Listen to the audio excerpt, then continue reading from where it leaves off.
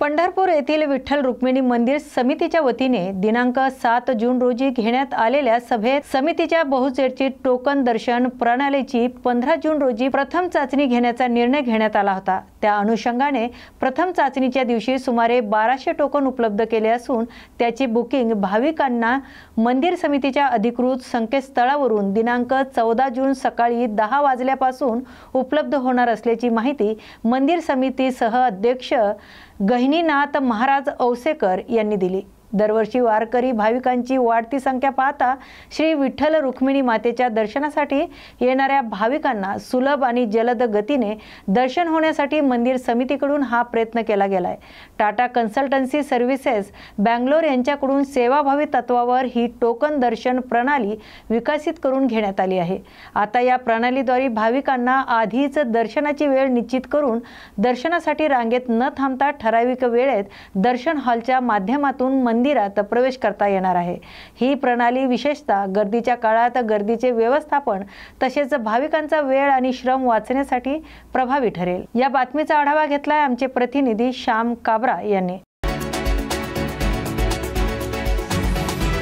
चिंचोलीराव वाडी येथून जाणाऱ्या रेल्वे ट्रॅकच्या कडेला एका व्यक्तीचा मृतदेह आढळून आलेला आहे। ही व्यक्ती दिनांक 14 जूनच्या मध्यरात्री बार्शीकडून लातूरकडे जाणाऱ्या ट्रेनमधून पडून मृत्यू झाल्याचं प्रथमदर्शनी अहवालात सांगितले गेले। सदर व्यक्तीबद्दल कोणाला कसलीही माहिती मिळाल्यास लातूरच्या MIDC पोलीस स्थानकात खाली दिलेल्या क्रमांकावर संपर्क साधावा। या बातमीचा आढावा घेतलाय आमचे प्रतिनिधी श्याम काबरा यांनी। उमरखेड तालुक्यातील मुळवा, ढाकणे, विडूळ, ब्राह्मणगाव, सोनदाबी, खेराडी तसेच कोर्ट येथील वैद्यकीय अधिकारी आणि कर्मचारी कामचुकार आहेत। ते मुख्यालयात राहत नसून त्यांच्या आतापर्यंत शेकडो तक्रारी करण्यात आल्या आहेत। त्यांनी आपल्या बचावासाठी सरपंच आणि पोलीस पाटील यांना पैसे देऊन आपण मुख्यालयात राहतो असे प्रमाणपत्र करून स्वतःचा बचाव केला असून वरिष्ठ अधिकाऱ्याची दिशाभूल केली आहे। अशा कर्मचाऱ्यांची त्वरित बदली होणे अपेक्षित असून देखील त्या बदल्या होत नाहीयेत। त्यामुळे जिल्ह्याचे आरोग्य अधिकारी आणि विद्यमान आमदार यांनी यांची शहानिशा करून चौकशी करून त्यांची हकालपट्टी करावी अशी नागरिकांची मागणी आहे। याची दखल जिल्हा आरोग्य अधिकारी घेतील का असा प्रश्न देखील नागरिकांकडून उपस्थित होतोय। या बातमीचा आढावा घेतलाय आमचे प्रतिनिधी परिमल चिंचोलकर यांनी। राज ठाकरे यांच्या मते 80% समाजकारण आणि 20% राजकारण या संकल्पनेवर महाराष्ट्र नवनिर्माण सेना काम करत असते। याच अनुषंगाने आर्णी येथील मातोश्री सुशीलाबाई नागपुरे वृद्धाश्रम येथे 14 जून रोजी राज ठाकरे यांच्या वाढदिवसानिमित्त अन्नदान करण्यात आले। यावेळेस सचिन येलगंदेवार, कपिल ठाकरे, संदीप गाडगे आणि इतर महाराष्ट्र नवनिर्माण सेनेचे कार्यकर्ते उपस्थित होते। या बातमीचा आढावा घेतलाय आमचे प्रतिनिधी आरिफ खान आणि पूजा ढाले यांनी। उमरखेड मधील नाथनगर येथे कंत्राटदार दररोज कुठली ना कुठली पाईपलाईन फोडून जनतेला त्रास देत आहे। या कंत्राटदाराच्या कामावर लक्ष नसून नगर परिषद सुद्धा याकडे दुर्लक्ष करत आहेत। या फुटलेल्या पाईपलाईनमुळे दररोज नळाला गढूळ पाणी येत असून जनतेच्या आरोग्याला धोका निर्माण होतोय। नगर परिषदेने याकडे त्वरित लक्ष द्यावे अशी नाथनगर वासियांची मागणी आहे। या बातमीचा आढावा घेतलाय आमचे प्रतिनिधी परिमल चिंचोलकर यांनी। पंतप्रधान नरेंद्र मोदी यांच्या नेतृत्वाखाली केंद्र सरकारने 11 वर्ष पूर्ण केली असून या काळात भारताने विविध क्षेत्रामध्ये ऐतिहासिक प्रगती साधली आहे। तसेच भाजप नेते प्रवीण दरेकर यांनी या कार्यशाळेतील महत्त्वाच्या घडामोडीचा आढावा घेतलाय। 2014 पूर्वी भ्रष्टाचार, आर्थिक संकट आणि अस्थिरता होती, तर आज भारत 5व्या क्रमांकाचा जागतिक अर्थव्यवस्था बनला आहे। संरक्षण क्षेत्रात आत्मनिर्भरतेच्या दिशेने वाटचाल करत भारताने क्षेपणास्त्र, टँक, लढाऊ विमाने आणि हेलिकॉप्टर सारखे शस्त्रास्त्रे स्वदेशी बनवून निर्यातीतही मोठी झेप घेतली। त्यासोबत उज्ज्वला, जनधन, आयुष्यमान भारत, प्रधानमंत्री आवास, जल जीवन मिशन, किसान सन्मान निधी यासारख्या योजनांनी कोट्यावधी गरिबांना थेट मदत पोहोचवली। या 11 वर्षात मोदी सरकारवर एकही भ्रष्टाचाराचा आरोप नाही, तर देशाच्या सर्वांगीण विकासासाठी आणि गरिबांच्या सशक्तीकरणासाठी हे सरकार पूर्णपणे समर्पित आहे असं वक्तव्य दरेकर यांनी केले। या बातमीचा आढावा घेतलाय आमचे प्रतिनिधी संतोष देवकर यांनी। मोदी सरकारची 11 वर्ष सेवा सुशासन आणि गरीब कल्याणाची पूर्ण झाली। या संदर्भात ही यशोगाथा जनतेसमोर सांगण्याकरता होत असलेल्या या जिल्ह्याच्या पत्रकार परिषदेस उपस्थित भारतीय जनता पार्टीचे नेते, या राज्याचे माजी मंत्री सन्माननीय आमदार योगेशभाई सागर, या जिल्ह्याचे भारतीय जनता पार्टीचे सन्माननीय नवनियुक्त अध्यक्ष सन्माननीय बाळा तावडे, माजी मंत्री भारतीय जनता पार्टीचे नेते आदरणीय भाई गिरकर साहेब, माजी अध्यक्ष सन्माननीय गणेशजी खडकर, सन्माननीय विनोदजी शेलार, सन्माननीय नीलाबेन, सर्व सन्माननीय महामंत्री बाबा सिंग, सर्व पदाधिकारी साटम, सर्व पदाधिकारी, लोकप्रतिनिधी, पत्रकार बंधू आणि भगिनींनो, 11 वर्षापूर्वी या देशातील जनतेनं पंतप्रधान नरेंद्र मोदी साहेबांवर विश्वास ठेवून या ठिकाणी या देशाची सूत्र हाती दिली आणि या 11 वर्षाचा कालावधी सर्वसामान्यांची सेवा, चांगल्या पद्धतीचं सुशासन आणि गरिबाच्या कल्याणाचा ध्यास घेऊन काम करणारी 11 वर्ष म्हणून इतिहासात त्या ठिकाणी नोंदवली गेली। विकसित भारत, आत्मनिर्भर भारत आणि संकल्प से सिद्धीचा हा मंत्र, या मंत्रानं हा कालखंड पूर्ण ओळखला जातोय आणि 11 वर्षाचा हा प्रवास मोदी साहेबांनी 140 कोटी जनतेला सोबत घेऊन त्या ठिकाणी केला आणि भारताच्या उज्ज्वल भविष्याची पायाभरणी या निमित्ताने त्यांनी केली। 11 वर्षाच्या कामगिरीची माहिती एका भाषणात किंवा या पत्रकार परिषदेत पूर्णता देणे शक्य होणार नाही, परंतु काही ठळक मुद्दे या निमित्तानं आपल्या समोर मांडणार आहे आणि तपशीलवार नोटही आपल्याकडे दिली जाणार आहे। पंतप्रधान नरेंद्र मोदी साहेब यांच्या नेतृत्वाखालील महत्त्वाच्या ज्या गोष्टी साध्य झाल्या त्यामध्ये तंत्रज्ञानाचा प्रभावी वापर केल्याने विकासाला गती मिळते हे त्याने टेक्नॉलॉजीने दाखवून दिलं। भाजपा सरकार जिथे जिथे आहे तिथे गरिबांचा विकास झाल्याचं चित्र आपण देशभरात पाहाल। सरकार म्हणजे सेवाभावी भावनेनं काम करावं लागतं, हा सेवेचा मंत्र मोदी साहेबांनी आपल्या कारकिर्दीमध्ये दिला आणि सुशासन ही देशाची संस्कृती जणू काय बनले हे मोदी साहेबांनी या ठिकाणी करून दाखवलं आणि 11 वर्षात भारतानं अमृत काळामध्ये विकसित राष्ट्राच्या दिशेनं वाटचाल सुरू केली असल्याचं देशवासी आपण पाहतोय। 2014 पूर्वी सामान्य माणूस, अधिकारी हे कसं शक्य आहे, होऊ शकत नाही अशा प्रकारचे बोलायचे, परंतु मोदी साहेबांच्या कारकिर्दीत हो हे शक्य आहे, हे झालेच पाहिजे, सरकार हे नक्कीच करेल असा सामान्य माणूस मोठ्या आत्मविश्वासाने त्या ठिकाणी बोलायला लागला। मोदी सरकारनं भारतीय राजकारणामध्ये इफिशियंट पॉलिटिक्स, कार्यक्षमतेचं राजकारण हा नवा शब्दप्रयोग आणलेला आहे आणि आपण जनतेला जबाबदार आहोत हे लक्षात ठेवून मोदी सरकारने कारभार केलेला आहे आणि कारभारामध्ये पारदर्शकता आणून वेगवेगळ्या सुधारणा करून मोदी सरकारने आपल्या नव्या संस्कृतीचा परिचय देशवासियांना करून दिलाय। 2014 पूर्वी आपला देश भ्रष्टाचाराने पोखरला होता, देशात अनेक घोटाळे घडत होते, देशात लांगुल चालनाचं राज्य सुरू होतं आणि मोदी सरकारनं मात्र देशामध्ये विकासाचं युग त्या ठिकाणी सुरू केलं। 2014 पूर्वी योजनांचे लाभ लाभार्थ्यांपर्यंत पोहोचत नसत, लाभार्थ्यांचा लाभ घेण्यासाठी जनतेला मध्यस्थांमार्फत जावं लागायचं मोदी सरकारने डीबीटी प्रणालीचा वापर करत सर्वसामान्य माणसाला, ज्याचा उल्लेख योगेशभाईने केला, थेट बँक खात्यात लाभ पोहोचवण्याचं काम केलेलं आहे. 2014 पूर्वी सामान्य माणसाला वैद्यकीय उपचारावर केल्या जाणाऱ्या खर्चाची भीती वाटत असायची, परंतु मोदी साहेबांनी 5 लाखापर्यंत वैद्यकीय उपचार आयुष्यमान भारत योजनेअंतर्गत आणून मोफत उपलब्ध केले आहेत. मेक इन इंडियामुळे अनेक वस्तू आणि सेवांची निर्यात आपला देश करतोय. 2014 पूर्वी आपली अर्थव्यवस्था दुर्बल म्हणून ओळखली जात होती. आता आपण जगात 5व्या अर्थव्यवस्था बनलो आहोत आणि 4थ्या अर्थव्यवस्थेकडे आपण लवकरच पोहोचणार आहोत.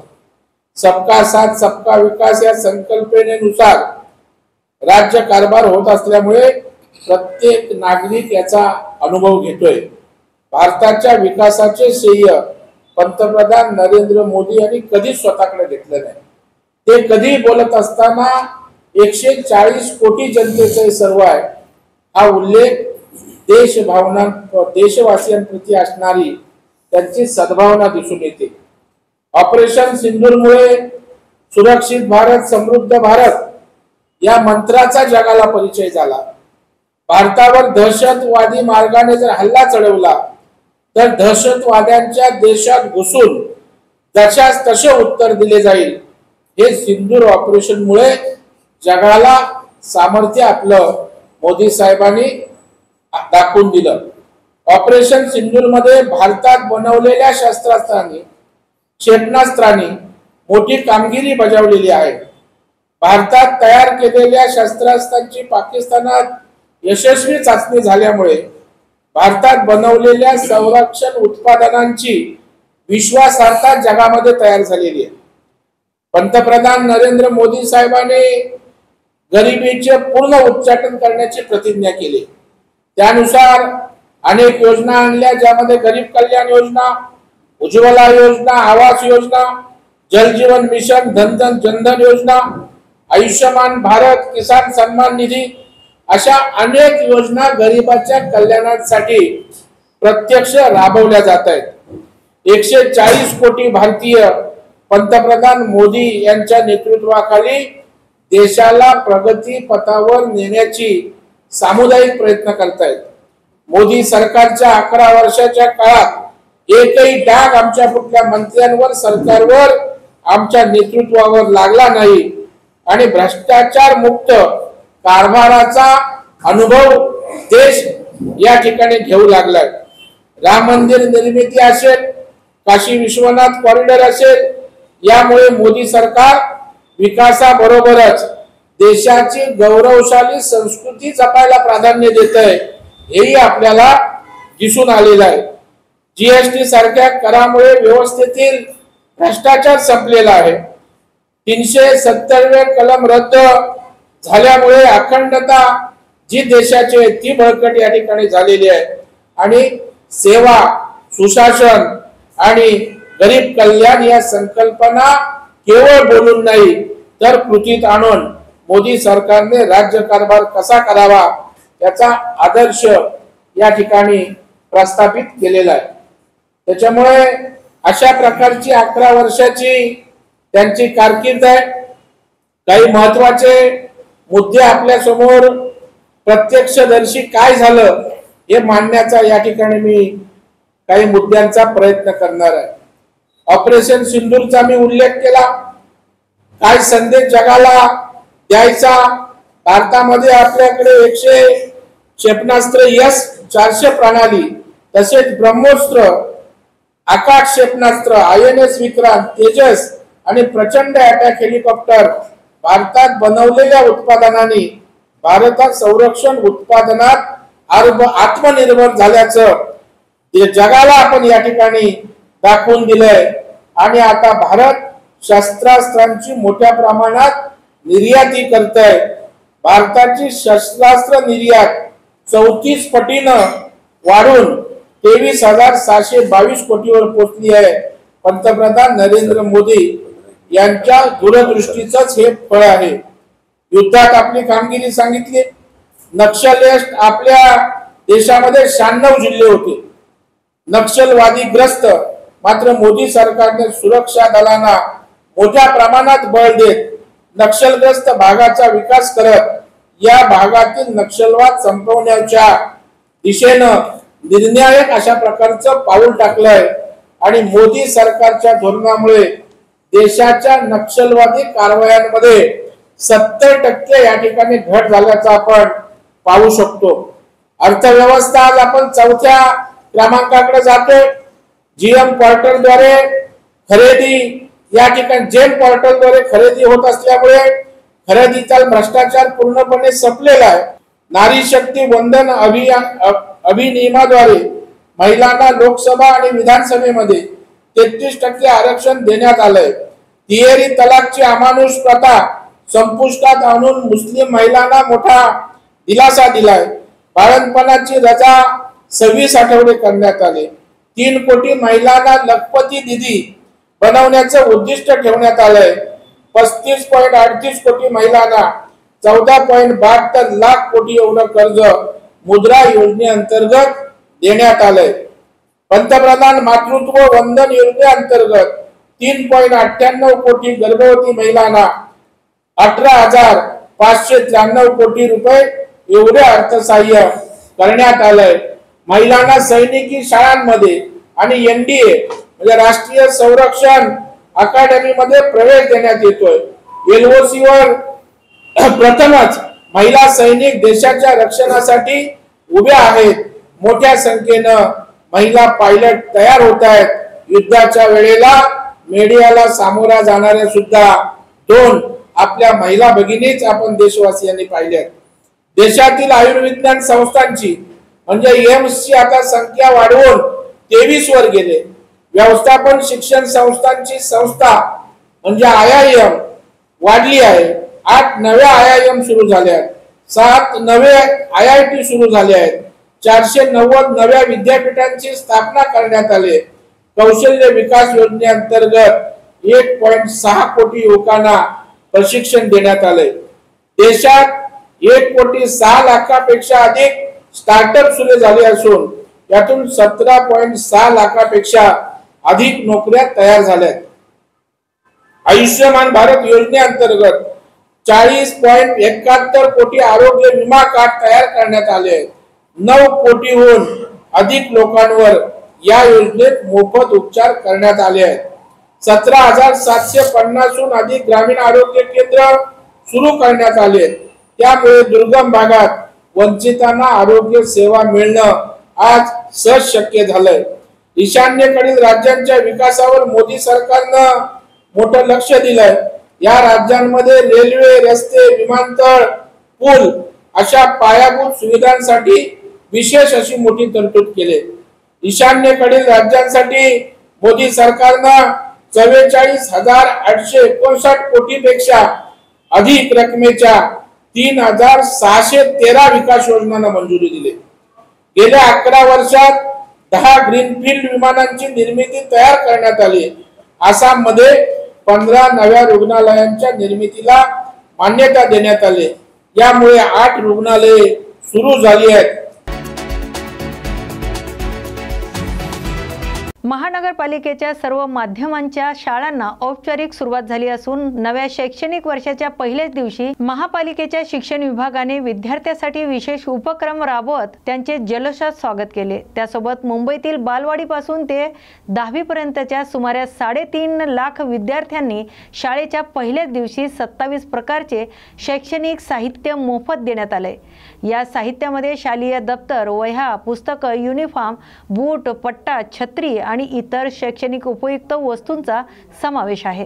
मुंबई महानगरपालिकेचे आयुक्त भूषण गगराणी यांच्या उपस्थितीत भोईसर बृहन्मुंबई महानगरपालिका शाळेत सकाळी विद्यार्थ्यांचे औपचारिक स्वागत करण्यात आले। या कार्यक्रमात शिक्षक, पालक आणि स्थानिक नागरिक यांचीही मोठ्या प्रमाणावर उपस्थिती होती। तसेच शाळा सुरू होण्याच्या निमित्ताने विद्यार्थ्यांमध्ये प्रचंड उत्साह दिसून आलाय। नव्या वह्या, पुस्तकांची भेट, शाळेतील रंगरंगोटी, नवीन शिक्षक आणि मित्रांची भेट यामुळे शाळेचा पहिला दिवस संस्मरणीय ठरला। महानगरपालिकेचे शिक्षण विभागाकडून विद्यार्थ्यांना दर्जेदार आणि मोफत शिक्षण देण्याबाबत घेतली जाणारी ही भूमिका विशेष महत्त्वाची मानली जात असून पालकांनी या उपक्रमाचे स्वागत करत पालिका शाळांच्या गुणवत्तेवर समाधान व्यक्त केले। या उपक्रमामुळे ना केवळ विद्यार्थ्यांमध्ये नव्या वर्षाची सकारात्मक सुरुवात झाली आहे, तर महापालिका शाळेवरील विश्वासातही मोठ्या प्रमाणात वाढ झाली। या बातमीचा आढावा घेतलाय आमची प्रतिनिधी मृणाली भागवत यांनी। आपल्याला सगळ्यांना कल्पना आहे की या वर्षीच्या शैक्षणिक सत्राचा, शैक्षणिक वर्षाचा हा पहिला दिवस आहे आणि प्रवेशोत्सव साजरा करण्यासाठी मुंबई महापालिका सज्ज झालेली आहे।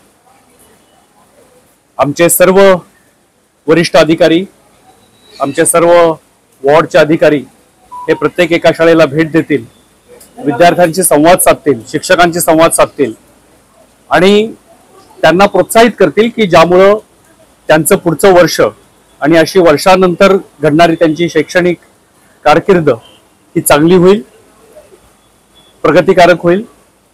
दुसरा उद्देश असा आहे की मुंबई महापालिकेतर्फे मोठ्या प्रमाणावरती शैक्षणिक साहित्य विद्यार्थ्यांना पुरवलं जातं।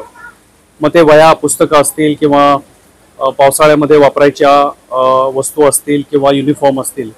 तर यावर्षी आमचा प्रयत्न असा होता की पहिल्याच दिवशी सर्व साहित्य प्रत्येक मुलाच्या पर्यंत पोहोचलं पाहिजे आणि आम्ही त्यासाठी जाणीवपूर्वक योजना आखल्या होत्या, प्रयत्न केले होते आणि मला वाटतं की आम्ही त्याच्यामध्ये यशस्वी झालेलो आहोत। प्रत्येक मुलाला हे साहित्य, विद्यार्थिनीला हे पोचलेलं आहे, मग ते बालवाडी असेल किंवा माध्यमिक शाळा असेल। आणि त्यासाठी मी आमचे शिक्षण विभागातले सर्व अधिकारी यांचं मनापासून अभिनंदन करतो की त्यांनी हे विशेष परिश्रम घेतले।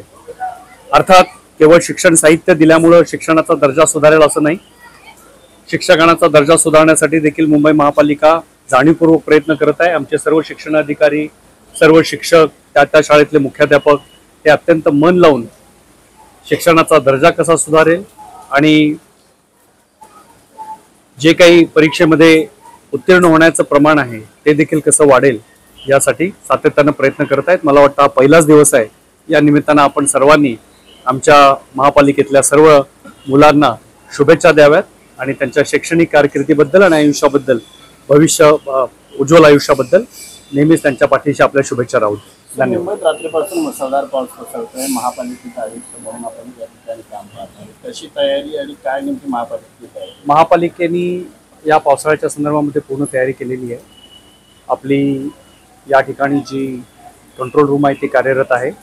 IMDच्याकडनं आम्हाला वेळोवेळी या संदर्भामधले अलर्ट येत असतात, ऑरेंज अलर्ट असेल, येलो अलर्ट असेल किंवा रेड अलर्ट असेल। सुदैवाने आता सध्या रेड अलर्ट नाही आहे, पण आपण जे या ठिकाणी IMDचे आणि त्याचप्रमाणे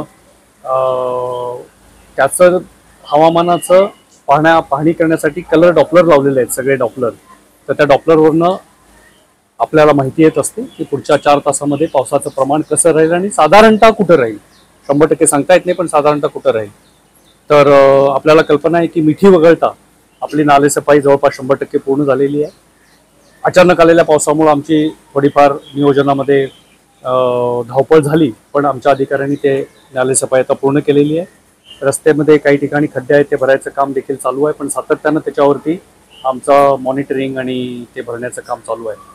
आमचे सर्व वॉर्डचे अधिकारी देखील सुसज्ज आहेत, त्यामुळे यावेळेला पावसामध्ये कुठलीही अडचण येणार नाही असा आम्हाला विश्वास आहे। धन्यवाद। महाराष्ट्राच्या नाट्य परंपरेला समर्पित असलेला एक भव्य गौरव सोहळा नुकताच संपन्न झाला असून कैलासवासी गोविंद बल्लाळ देवलकर स्मृती दिनी आयोजित कार्यक्रमात ज्येष्ठ अभिनेत्री नीना कुलकर्णी, ज्येष्ठ अभिनेते सुरेश साखवळकर यांना जीवनगौरव पुरस्कार प्रदान करण्यात आला। त्यासोबत महाराष्ट्र राज्याचे सांस्कृतिक कार्यमंत्री आशिष शेलार यांच्या हस्ते हा पुरस्कार शाल, मानपत्र आणि 51,000 रुपये रोख स्वरूपात प्रदान करण्यात आला। शेलार यांनी यावेळी सांस्कृतिकतेचे परीघ आणि अधिक व्यापक करण्याचं आश्वासन दिलं असून पुरस्कार स्वीकृत करताना साकोळकर यांनी पु ल देशपांडे आणि छोटा गंधर्व यांच्या प्रेरणेचा उल्लेख केला। तसेच नीना कुलकर्णी आपल्या गुरूंचे आणि पती कैलासवासी दिलीप कुलकर्णी यांचे विशेष स्मरण केले। या कार्यक्रमात गोविंद यान या संगीत नाट्य प्रस्तुतीने रंगभूमीच्या गौरवाला सलामी दिली। तसेच या कार्यक्रमात विविध विभागातील कलाकारांना आणि नाट्य संस्थांना गौरवण्यात आले। या बातमीचा आढावा घेतलाय आमचे प्रतिनिधी किशोर गायकवाड यांनी। आपल्यासोबत नीना कुलकर्णी जी आहेत, ज्यांना अखिल भारतीय नाट्य परिषदेचा जीवनगौरव पुरस्कार प्राप्त झालेला आहे। काय सांगाल तुम्ही, कसं पाहता याकडे? अतिशय आनंद झालेला आहे, मन भरून येत आहे। इतक्या वर्षांची नाट्यकर्मी म्हणून माझी कारकीर्द झाली, त्याची दखल घेतली गेली आणि सगळ्यात महत्त्वाची गोष्ट म्हणजे अखिल भारतीय मराठी नाट्य परिषदेतर्फे हा मला मिळतोय, ह्याचा मला विशेष आनंद आहे। कारण नाटक हे कलाकाराचं आयुष्य असतं, बाकी सगळं ठीक आहे, बाकी आपण करतो, तर त्याच्यामुळे मी त्यांचे खूप खूप आभार मानते। जीवनामध्ये अनेक चढउतार पाहिलेले आहेत, तर कोणते क्षण आहेत जे तुम्ही आज सांगाल? खूप आहेत। आता जीवन गौरव मेळाव्यामध्ये बरीच 55 वर्षांपेक्षा जास्त मी रंगभूमीवरती काम केलेलं आहे आणि आज मागे वळून बघताना असं वाटतं की अरे बापरे, इतकी वर्ष आपण केलं काम। मला असं वाटतं, मला ही कला देवाने दिली आणि त्याचं मी सोनं करायचा प्रयत्न केला, ह्यातच मला खूप आनंद आहे। हा जो पुरस्कार प्राप्त झालेला आहे, याच्यामध्ये श्रेय तुम्ही कोणाला देता? खूप जणांना आहे, मी माझ्या भाषणामध्ये बोलणारच आहे त्यांच्याविषयी। कारण नाटक हे एकट्याचं नसतं, हे एकांतात करणारी ही गोष्ट नाही, याच्यामागे खूप लोक असतात। म्हणजे अगदी नाटककार, दिग्दर्शक, निर्माते, तंत्रज्ञ, बॅकस्टेजवाले जे आमचे डोळे बनवून आम्हाला वाट दाखवतात अंधारात। त्याच्यानंतर प्रेक्षकांशिवाय नाटक शून्य आहे। त्याच्यामुळे मायबाप प्रेक्षकांची कृपा आहे की आज मी इथवर पोचले। नाटक हे असं प्रभावी माध्यम आहे की जनतेच्या, प्रेक्षकांच्या, रसिकांच्या मनामनावरती राज करतं आणि ते भावतं आणि त्याचा प्रभाव पडतो समाजावरती। तर तुम्ही कसं सांगाल की असं कोणतं तुम्ही नाटक केलेलं आहे किंवा कलाकृती केलेली आहे ज्याचा प्रभावीपणे समाजामध्ये प्रभाव झालेला आहे? मला असं वाटतं, मी नेहमीच विचार करून नाटक घेतलेलं आहे, असं अविचाराने कुठलंच नाटक घेतलेलं नाही आहे। कारण नाटक मी जेव्हा घेते तेव्हा त्याचे 1000 प्रयोग व्हावेत या उद्देशाने घेते, तर ते मलाही तितकं त्याच्यामध्ये रस वाटला पाहिजे। आत्ता मी जे नाटक करते, असे ना मी नसे ना मी, जे खूप गाजले आणि त्याला आत्ता परिषदेची सुद्धा बक्षिसं मिळाली आहेत, व्यावसायिक नाटकाची सुद्धा स्पर्धेची सुद्धा मिळाली आहेत, ते नाटक माझ्या मते खूप लोकांना भावलेलं आहे। ह्याचं कारण आहे की त्याच्यात एक सामाजिक विषय आहे, उतार वयात होणाऱ्या संघर्षाचा आणि त्याच्याशी तरुण पिढी कशी काय तडजोड करू शकते, काय करू शकते, तर हा सगळा त्याच्यामध्ये विचार मांडलेला आहे। तर मला असं वाटतं हे माझं नाटक अतिशय महत्त्वाचं नाटक आहे। सांस्कृतिक कार्यमंत्री आशिष शेलारजी यांनी पुढाकार घेतलेला आहे। नाट्य कलाकार असतील किंवा चित्रपट कलाकार असतील, त्यांच्या ज्या अडीअडचणी असतील त्यासाठी त्यांनी पुढाकार केला आहे। तुम्ही कसं पाहता याच्याकडे? फारच चांगली आणि अतिशय म्हणजे हद्द अशी ती त्यांची आहे, हे जे ते करतायत ते, आणि कोणीतरी त्याची एक जबाबदारी घेणं फार महत्त्वाचं आहे। कारण आपण बघितलं की कोविडच्या काळात जे जिवंत नाटक असतं तेच बंद पडलं होतं, त्याच्यामुळे त्याच्या पडद्यामागील जे कलाकार असतात त्यांचे खूप हाल झाले आणि शेलार साहेबांनी ह्या निमित्ताने हा विडा उचलला आहे, त्याच्याबद्दल त्यांचं खूप अभिनंदन। आणि आमच्याकडून कुठलीही मदत जर त्यांना पाहिजे असेल तर आम्ही जरूर करू। आपल्यासोबत सुरेश साखोळकरजी यांना सुद्धा जीवनगौरव प्राप्त झाला आहे, तर काय सांगाल? ते तर खूप ज्येष्ठ आहेत, त्यांनी खूप काम केलेलं आहे आणि अतिशय व्यापक असं काम केलेलं आहे, तर त्यांना पण खूप खूप शुभेच्छा। पावसाळा सुरू होता शेतकरी पेरणीच्या कामात व्यस्त असून त्यांच्या या मेहनतीला प्रशासनाचा पाठिंबा असल्याचं प्रत्यक्ष कृतीतून दाखवत जिल्हा अधिकारी विवेक जॉन्सन यांनी स्वतः शेतमळ्यात उतरून सोयाबीनच्या बियाण्याची मूठ धरून पेरणी केली। त्यासोबत जिल्हा अधिकाऱ्यांनी शेतकऱ्याशी संवाद साधून शेती संदर्भातील अडचणी जाणून घेतल्या आणि शासनाच्या विविध योजनांची माहिती दिली। कृषी विभागाच्या वतीने योग्य बियाणे, खतांचा पुरवठा आणि सल्ला वेळेत मिळावा यासाठी सूचनाही देण्यात आल्या। या उपक्रमामुळे शेतकऱ्यांमध्ये नवचैतन्य निर्माण झाले असून जिल्हा अधिकाऱ्यांच्या या सकारात्मक भूमिकेचं सर्वत्र कौतुक होत आहे। यानंतर खंडाळा गावाची पाहणी केली आणि त्यानंतर महावितरणाचे विद्युत पोलचं व गावातील विद्युत तारा याची देखील पाहणी केली। यावेळी तहसीलदार चंद्रकांत शेळके, जिल्हा कृषी अधीक्षक सुभाष साळवे, मंडळ अधिकारी, कृषी सहाय्यक, ग्रामस्थ आणि शेतकरी मोठ्या संख्येने उपस्थित होते। या बातमीचा आढावा घेतलाय आमचे प्रतिनिधी अनिल घोराड यांनी। मुंबईच्या बोरिवली पोलिसांनी पोलीस विभागात नोकरी मिळवून देण्याच्या नावाखाली फसवणूक करणाऱ्या एका पोलीस अधिकाऱ्याला अटक केली आहे। तर अटक केलेल्या अधिकाऱ्यांचं नाव रामसिंग डोळगे असून पोलिसात भरती करून देण्याच्या नावाखाली रामसिंग डोळगेवर मुंबईच्या वेगवेगळ्या पोलीस ठाण्यात फसवणुकीचे 4 गुन्हे दाखल करण्यात आले असून आरोपीचा साथीदार हसमुख वाघेला अजूनही फरार आहे। फसवणुकीचा गुन्हा दाखल झाल्यानंतर 2017 मध्ये आरोपी रामसिंग डोळगेला पोलीस खात्यातून काढून टाकण्यात आले होते। त्यानंतर आरोपी मुंबईच्या वेगवेगळ्या भागात पोलिसात भरती करून देण्याच्या नावाखाली फसवणूक करत आहे, ज्याची बोरिवली पोलिसांकडून तपास सुरू आहे। या बातमीचा आढावा घेतलाय आमचे प्रतिनिधी संतोष देवकर यांनी। सर, काय सांगणार पोलीस भरतीच्या नावाने पैसे उकळण्यात आलेले आहे, काय प्रकरण आहे? वैभव तरे, राहणार सपाळे, जिल्हा पालघर हा महाराष्ट्र सुरक्षा बलमधील कर्मचारी काम करत असताना त्याला मुंबई पोलीस दलातील रामसिंग डोळगे ह्या इसमानं तो पोलीस 2021मध्ये पोलीस भरती करून देतो असे सांगून त्याच्याकडून 6,99,500 रुपये घेतले आणि त्याची फसवणूक केली। त्यावरून त्याची तक्रारीवरून 2024ला गुन्हा दाखल करण्यात आला। गुन्ह्याच्या तपासामध्ये रामसिंग डोळगे याला अटक करण्यात आली आणि त्याचा आता सोमवारपर्यंत पोलीस कस्टडी रिमांड आहे। सर, या आरोपीवर एकूण किती गुन्हे दाखल आहे? याच्या आधी सुद्धा किती जणांसोबत असे फसवणूक केलेली आहे? रामसिंग डोळगे याच्यावरती 2016, 2017 आणि 2022 साली मीरा रोड, कस्तुरबा आणि मेघवाडी पोलीस स्टेशनमध्ये याच प्रकारचे गुन्हे दाखल आहेत। त्याला पोलीस खात्यातून 2017 साली सक्तीने सेवानिवृत्त करण्यात आले आहे। सर, एकूण या म्हणजे यांचं मोडस कशा काय पद्धतीने होतं, जे या पद्धतीने यांचं कसं काय मास्टर माइंड होतं? पोलीस भरतीची जाहिरात आल्यानंतर हे अशा लोकांना शोधायचे ज्यांना गरज आहे त्यांना, आणि त्यांना आम्हीच दाखवायचे पोलीस भरती करून देतो, आमची ओळख आहे असं सांगून त्यांच्याकडून पैसे काढायचे आणि कुठल्याही प्रकारची पोलीस भरती न होता त्यांची फसवणूक करायची। सर, या आरोपीसोबत अजून कुठलेही अधिकारी किंवा असं कोणी सहभाग आहे का यामध्ये? त्याच्यासोबत आणखी एक आरोपी आहे, हसमुख वाघेला नावाचा आरोपी आहे। ह्या दोघांनी मिळून ते काम केलेलं आहे। हसमुख हा वाघेला अटक आहे की नाही, हसमुख वाघेला अजून अटक होणं बाकी आहे। बीडच्या पाटोदा तालुक्यातील दासखेड शिवारात पवनचक्की प्रकल्प परिसरातून कॉपर केबल आणि इतर साहित्याची चोरी झाली आहे। तर या घटनेत चोरांनी जवळपास 50 लाख रुपयाची केबल लंपास केली। या प्रकरणी अज्ञात चोराविरुद्ध पाटोदा पोलीस ठाण्यात तक्रार दाखल करण्यात आली। पवनचक्की प्रकल्प परिसरात महागड्या कॉपर केबल चोरीची बाब सुरक्षा रक्षकांच्या निर्देशनात आल्यानंतर सुरक्षा रक्षकांनी पोलीस ठाणे गाठून अज्ञात चोराविरुद्ध तक्रार दिली। दरम्यान या प्रकरणी पोलिसांनी घटनेचा शोध सुरू केलाय। या बातमीचा आढावा घेतलाय आमचे प्रतिनिधी अनिल घोरड यांनी। अहमदाबादमध्ये नुकतीच झालेली विमान दुर्घटना ही देशाला हादरवून टाकणारी घटना ठरली असून या अपघातात 270 लोकांचा दुर्दैवी मृत्यू झाला अशी अधिकृत माहिती समोर आली। अपघातग्रस्त विमानात कोण कोण प्रवासी होते याची यादी समाज माध्यमावर व्हायरल झाली आणि त्यात अनेक नावांचा समावेश होता। याच यादीत मुंबईतील दहिसर परिसरात राहणाऱ्या कैज खान यांचे नाव आढळून आल्याने त्यांच्या नातेवाईकांमध्ये आणि समाजात चिंतेचं वातावरण निर्माण झालंय। खान हे एअर इंडिया कंपनीत प्रशिक्षणार्थ म्हणून कार्यरत असून सध्या ते दिल्ली येथील एअर इंडिया ट्रेनिंग कॅम्पसमध्ये प्रशिक्षण घेत आहेत। विमान अपघाताची बातमी समजताच आणि स्वतःचं नाव मृतांच्या यादीत पाहिल्यावर त्यांना जबरदस्त धक्का बसला। त्यांनी तात्काळ आपल्या कुटुंबियांना फोन करून आपण पूर्णपणे सुरक्षित असून दिल्लीमध्ये असल्याची माहिती दिली।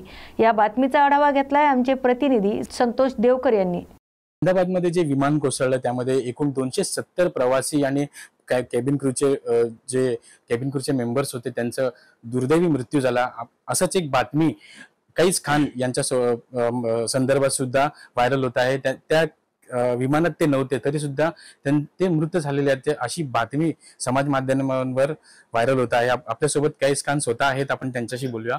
सर, क्या कहेंगे ये जो वीडियो वायरल हुआ है, आपने जब देखा तो आपकी फीलिंग क्या थी? आप उस वक्त कहाँ थे और एक प्लेन क्रैश हुआ, आपको किस वक्त पता चला?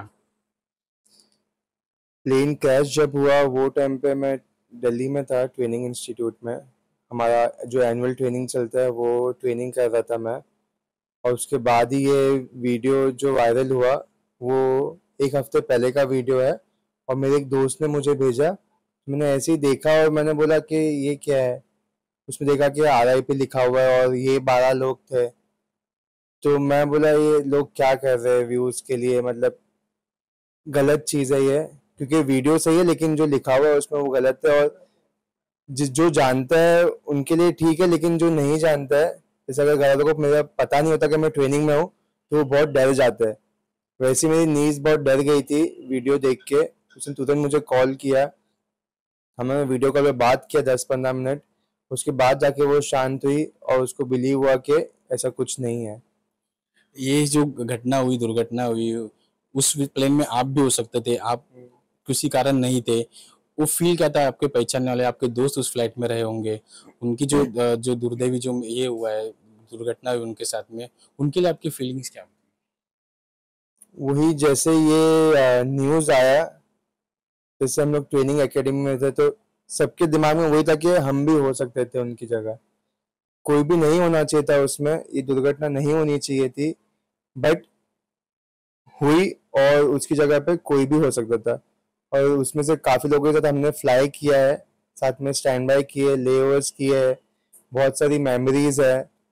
और वो अभी भी फ्लैशबैक्स में आते रहती है कि वो कैसे सबकी हेल्प करते थे, कैसे हंसते थे, कैसे जोक मारते थे, हम लोग कैसे बातें करते थे, कैसे हैंडल करते थे गेस्ट को, और वो सब दिमाग में आते रहता है।